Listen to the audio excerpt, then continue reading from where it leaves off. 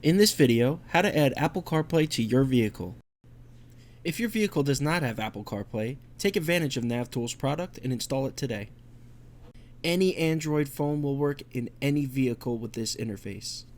It supports Netflix, Hulu, YouTube, all applications. NavTool is the only company that offers this product. This particular demo is being shown in a GMC Yukon.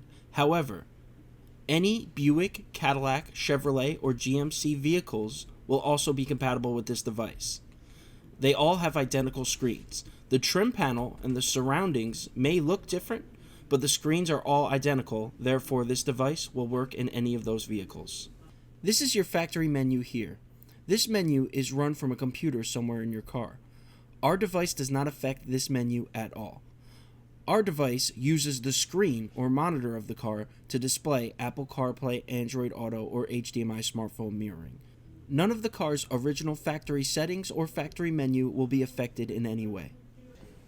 Thank you for watching. Please click the link on the left to subscribe to the channel, or click the link on the right to watch the full video.